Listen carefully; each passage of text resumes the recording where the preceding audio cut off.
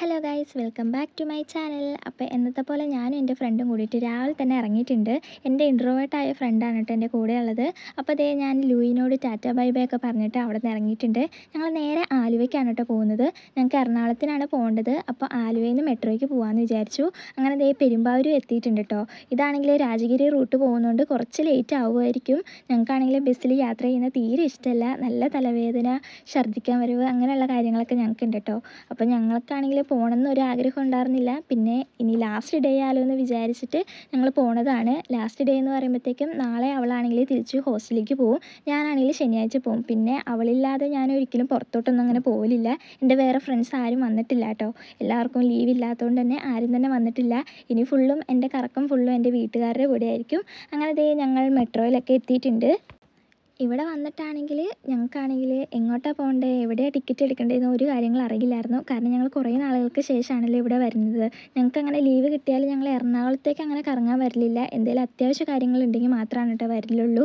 അങ്ങനെ ദേ ഞങ്ങൾ ആൾക്കാരോടൊക്കെ ചോദിച്ച് അവിടുത്തെ ബോർഡ് കാര്യങ്ങളൊക്കെ വായിച്ചിട്ട് ഞങ്ങൾ നേരെ ടിക്കറ്റ് കൗണ്ടറിലേക്കാണ് പോയിക്കൊണ്ടിരിക്കുന്നത്. അങ്ങനെ ദേ ടിക്കറ്റ് കൗണ്ടറൊക്കെ കണ്ടുപിടിച്ചിട്ടുണ്ട്. അങ്ങനെ ടിക്കറ്റ് കാര്യങ്ങളൊക്കെ എടുത്തിട്ട് ഞങ്ങൾ ദേ മെട്രോ കയറാനായിട്ട് പോവാണ് കേട്ടോ. ഇന്നാണ് ഞങ്ങളുടെ ലാസ്റ്റ് കറക്കം. ഞങ്ങൾക്കിനി ഒന്നിച്ച് കാണുന്നത് എപ്പോഴാണെന്നൊന്നും പറയാൻ പറ്റില്ല.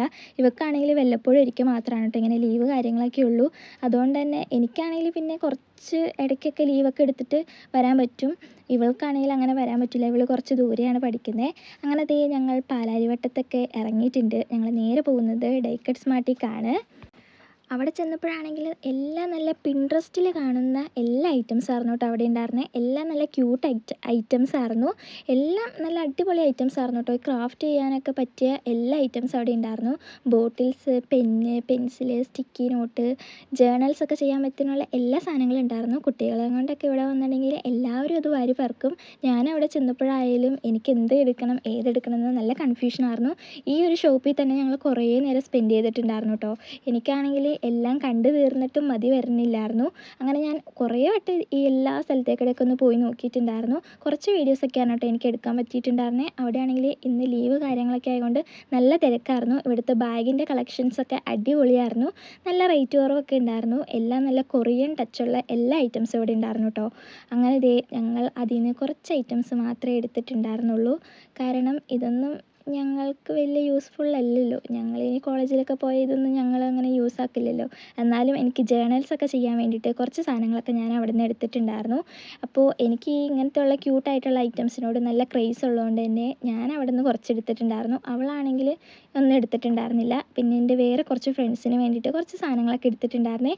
പിന്നെ അവിടെ അതുമാത്രമല്ല ക്ലിപ്പ് കാര്യങ്ങളൊക്കെ ഉണ്ടായിരുന്നു. പിന്നെ ഇതൊക്കെ നമ്മൾ ടേബിളിൽ വയ്ക്കുന്ന ലാമ്പൊക്കെ ആയിരുന്നു കേട്ടോ. പിന്നെ ഈ ബാഗൊക്കെ നല്ല അടിപൊളിയാണ്, നല്ല ക്യൂട്ടായിട്ടുണ്ട്. റേറ്റൊക്കെ അത്യാവശ്യം കുറവാണ്. എല്ലാം ഇമ്പോർട്ടഡ് സാധനങ്ങളായിരുന്നു കേട്ടോ അവിടെ ഉണ്ടായിരുന്നത്.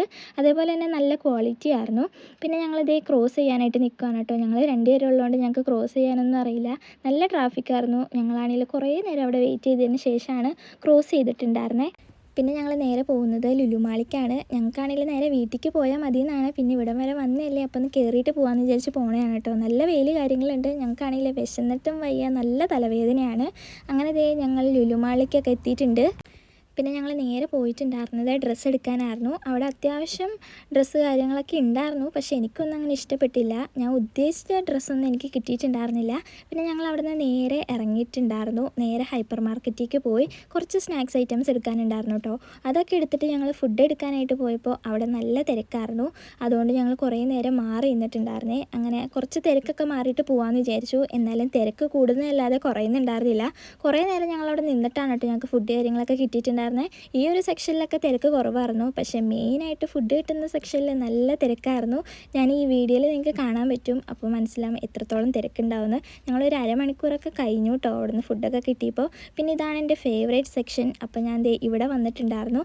കുറച്ച് ചോക്ലേറ്റ് കാര്യങ്ങളൊക്കെ ഇവിടെ നിന്ന് എടുത്തിട്ടുണ്ടായിരുന്നു. ഇവിടെയാണെങ്കിൽ നല്ല ഓഫർ ഉണ്ടായിരുന്നു കേട്ടോ ചോക്ലേറ്റ് കാര്യങ്ങൾക്കൊക്കെ.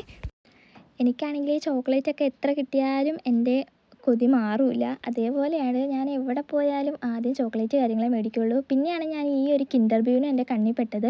അതിന് റേറ്റ് ആയതുകൊണ്ട് ഞാൻ പിന്നെ എടുത്തിട്ടുണ്ടായിരുന്നില്ല, അങ്ങനെ തന്നെ വെച്ചിട്ടുണ്ട്.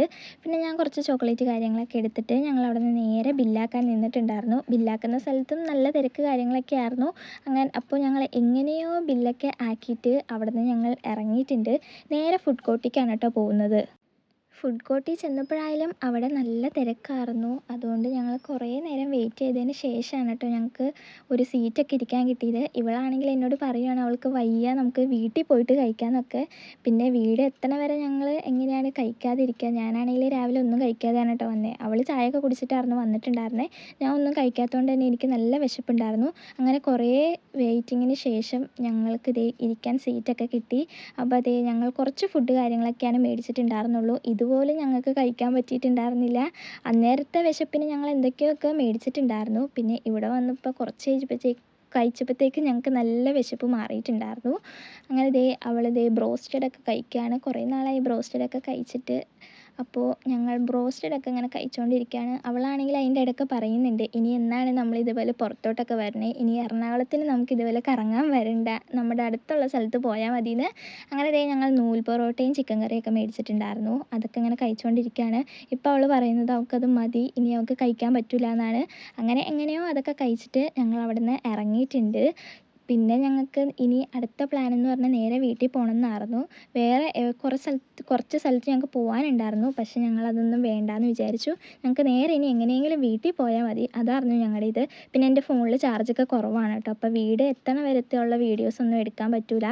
ഇപ്പം തന്നെ ഒരു 10% എന്തേ ഉണ്ടായിരുന്നുള്ളൂ. പിന്നെ ഞങ്ങൾ നേരെ ഇവിടെ നിന്ന് ആലുവയ്ക്ക് തന്നെ ഞങ്ങൾ മെട്രോയ്ക്ക് പോകാമെന്നാണ് വിചാരിച്ചത്. അപ്പോൾ ഇന്നത്തെ വീഡിയോ ഇത്രയൊക്കെ ഉള്ളൂ. Tata bye bye, see you. അടുത്ത വീഡിയോയിൽ കാണാം.